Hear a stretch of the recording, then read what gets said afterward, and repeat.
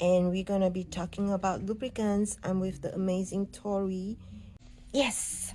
So I'm at Passionfruit, and we're gonna be talking about different types of lubricants. So yesterday I was here, I got to talk to Tori, and she's the expert here when it comes to lubricants. So I know quite a bit about lubricants, but I am really interested what specifically they recommend here.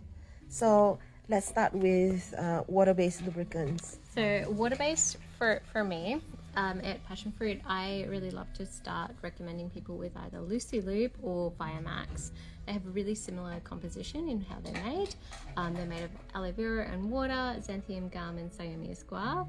They are really hyperallergenic, nice, thick lubricants. Lucy is a Melbourne brand, and we really love them here. They're very transparent and open about what their lubes do and how they work.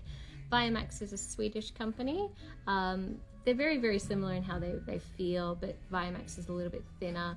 They're really great supportive lubes because they don't have too many additives in it that could potentially affect somebody in a dermatological level of being irritant. They're very nice long glide feelings. They're very hydrating. They don't water wick through the body. So they're really lovely, comfortable lubricants to be using. The other ones I always recommend are the Sliquid range, because Sliquid has a really great option of lubricants. They have about 9 in their range that are water-based, and if one doesn't work for you, there's always variations on that one, so you can kind of really tailor it to be what you want. So those ones, there's 2 families essentially, the naturals and the organics. The naturals is made of a really gentle water, plant cellulose and a Siamese guar. It's really supportive in just kind of getting your body working and then fully letting your body take over and start to do its own job in its vaginal mucosa to create its own moisture. This liquid organics is also a really good option, but it is aloe vera and seaweed based. It does have some extra additives in it, so if you are quite sensitive to plant materials or just sensitive in general, I always start with the naturals first. This one is going to moisturize a little bit as well as doing all of that. So if you don't need moisturizing and your body is very healthy and functioning and doing what it should be doing, it's probably a bit of overkill, and we should always just support the body in kind of creating what it needs to get going and letting it do its job. Oversaturating the area isn't going to help anyone, and it won't help your body kind of keep its rhythm of creating its own moisture.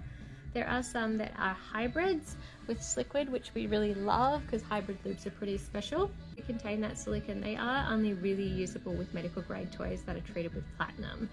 So if you haven't got that, you do run that risk of kind of destroying your toy, especially if they're a bit more of a mystery meat toy and they're not 100% silicone and you're a bit unsure about the composition.